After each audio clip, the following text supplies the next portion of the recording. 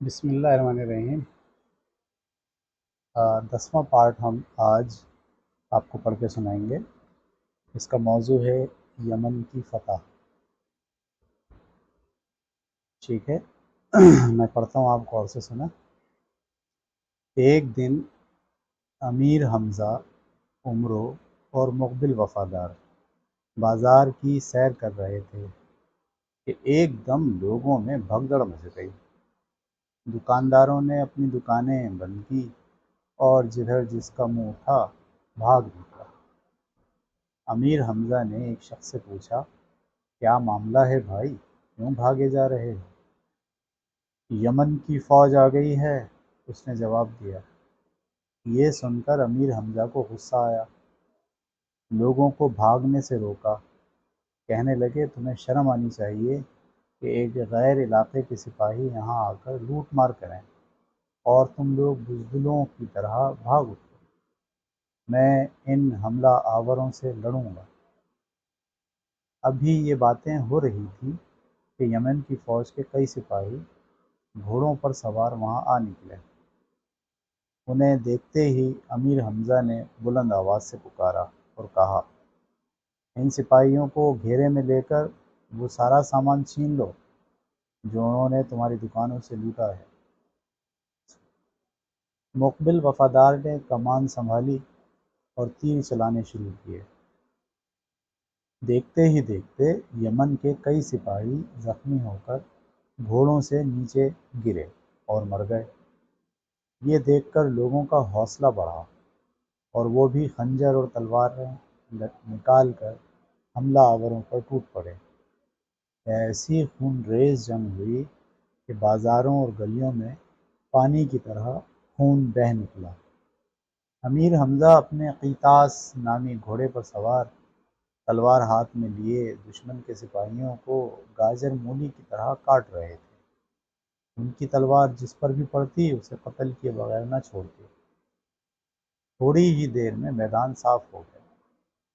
یمن کے سپاہیوں میں سے 10-12 آدمی جان بچا کر بھاگے اور اپنے سردار کو خبر کر دی کہ ایک عرب نوجوان نے سب سپاہیوں کو مار ڈالا اور سارا مال چھین لیا۔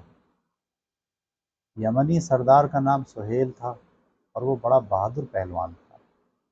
یہ خبر سن کر غصے سے تھر تھر کانپنے لگا۔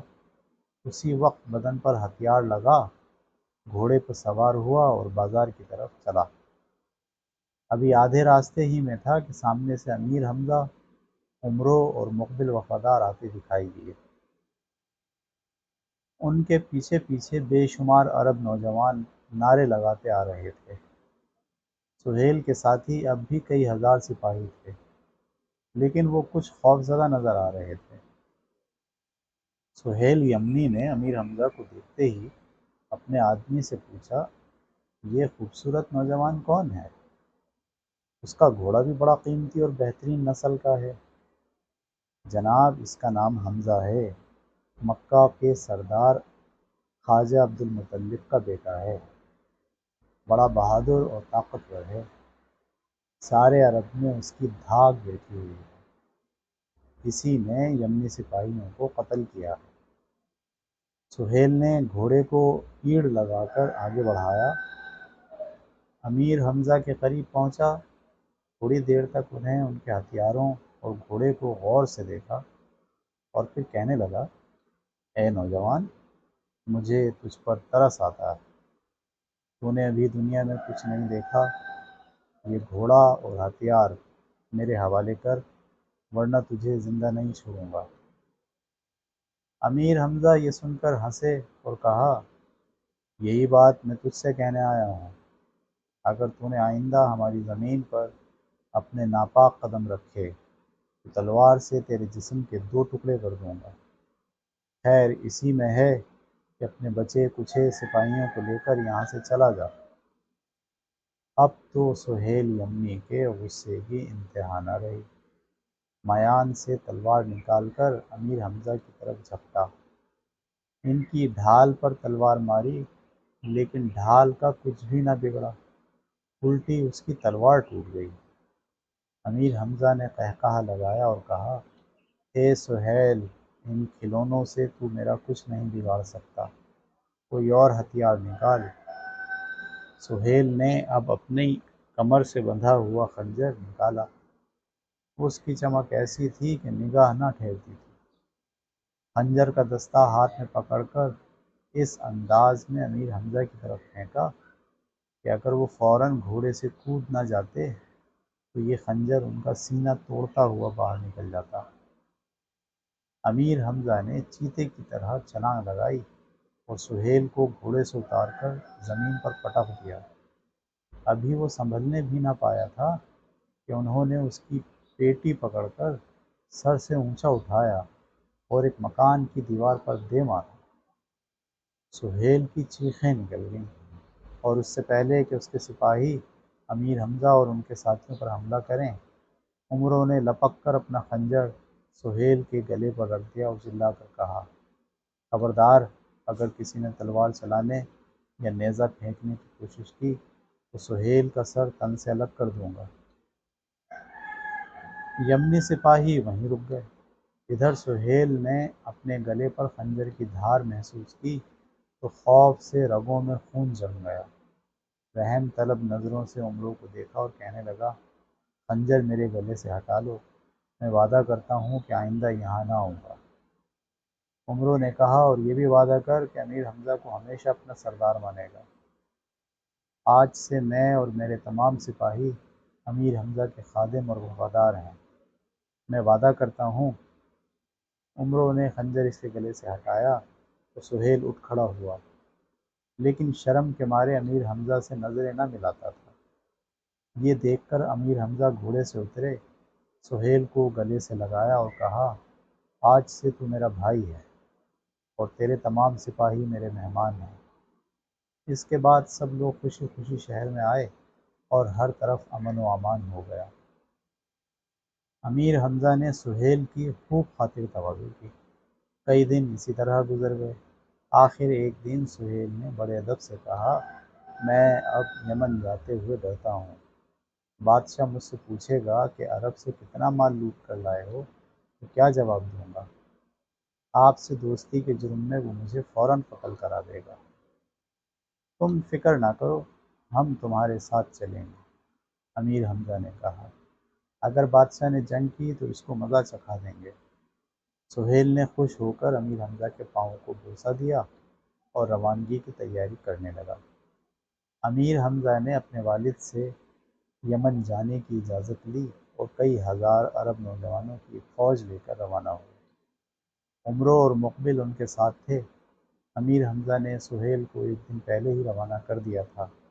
وہ بڑی تیزی سے منزلیں طے کرتے ہوئے ایک جنگل میں داخل ہوئے، اپنی فوج کو ایک دوسرے راستے سے بھیجا اور خود عمروں اور مقبل کو لے کر جنگل کی سیر کے لیے ایک طرف چل پڑے۔ ایک ندی کے کنارے پر پہنچ کر کیا دیکھتے ہیں، ایک خوفناک شکل کا شخص شیر کی کھال پہنے بیٹھا ہے اور اس کے قریب ہی ایک زبردست شیر بھی کھڑا ہے۔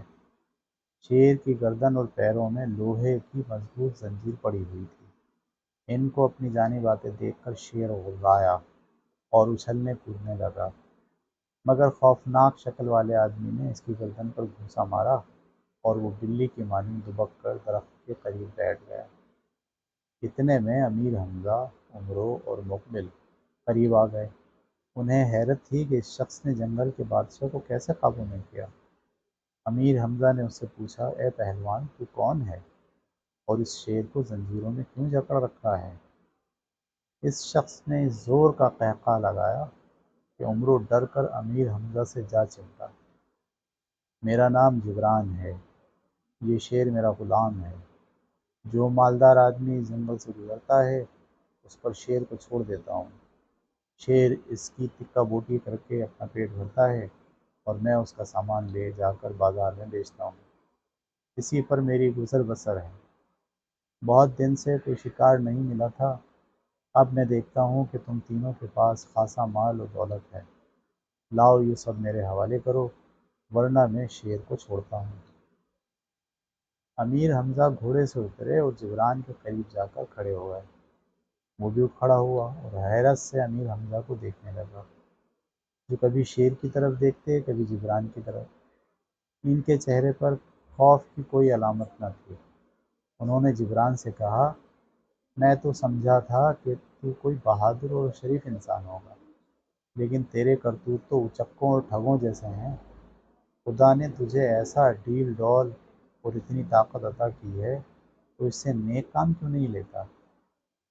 تم پہلے آدمی ہو جو نہ مجھ سے ڈرے نہ میرے شیر سے، جبران نے کہا، اور میں تمہاری اس جرأت سے خوش ہوا، اسی لیے تمہاری جان بخشی کرتا ہوں، مگر شرط یہ ہے کہ اپنا گھوڑا اور کل سامان میرے حوالے کر دو۔ اگر مجھے تیری شرط منظور نہ ہو تو؟ امیر حمزہ نے پوچھا۔ پھر میں اس شیر کو تم پر چھوڑ دوں گا اور یہ آنن فانن تم کو اور تمہارے دونوں ساتھیوں کو ہڑپ کر جائے گا۔ بہتر ہے کہ تم یہ ارمان بھی نکال لو، امیر حمزہ نے کہا اور نیزہ تان لیا۔ ادھر جبران نے شیر کی زنجیریں کھولیں اور ادھر عمرو چیختا چلاتا ایک درخت کی طرف بھاگا، ساتھ ساتھ امیر حمزہ کو بھی آوازیں دیتا جاتا تھا، پاگل ہوئے ہو جو شیر کا مقابلہ کرتے ہو؟ کہاں آدمی کہاں درندہ، کوئی مقابلہ بھی ہے؟ لیکن امیر حمزہ نے اس کی طرف دھیان نہ دیا۔ شیر آزاد ہوتے ہی اس زور سے گرجا کہ زمین تھرا گئی اور درختوں پر بیٹھے ہوئے پرندے خوف زدہ ہو کر اڑنے لگے۔ امیر حمزہ اپنی جگہ چٹان کی طرح جمے کھڑے رہے۔ شیر کی دم تیزی سے گردش کر رہی تھی اور اس کا جبڑا بھیانک انداز میں کھلا تھا۔ ایک چھوٹا سا چکر کاٹ کر وہ چند قدم حمزہ کی جانب بڑھا۔ اب اس کا پیٹ زمین کو چھو رہا تھا۔ اس نے اگلے دونوں پنجے مٹی میں گاڑ دیے تھے۔ امیر حمزہ نے بھی نیزے کو حرکت دی اور 2 قدم پیچھے ہٹ گئے۔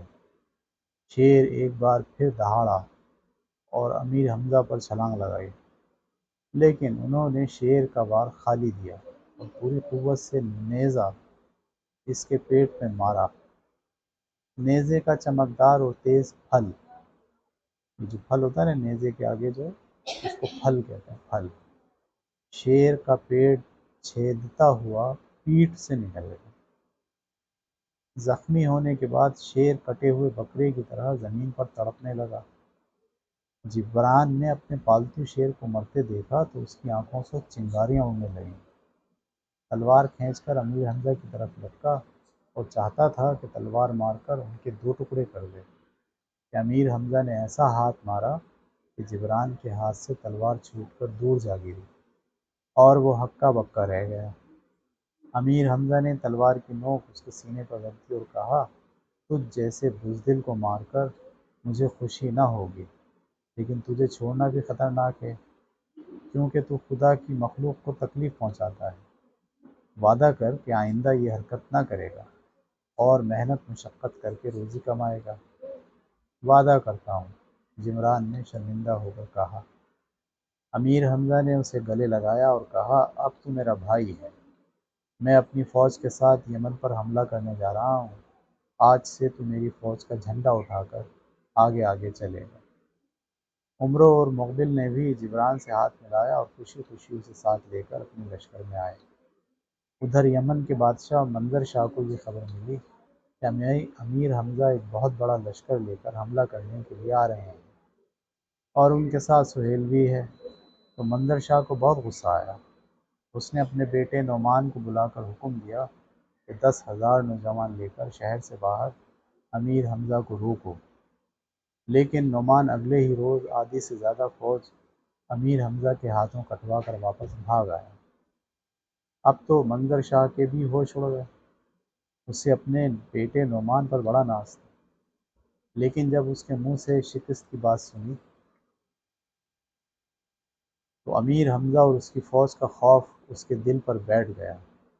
اس نے اپنی بچی کچی فوج کو حکم دیا کہ شہر چھوڑ کر قلعے میں پناہ لے۔ 3 دن بعد امیر حمزہ کا لشکر یمن کے قلعے کے نزدیک پہنچا۔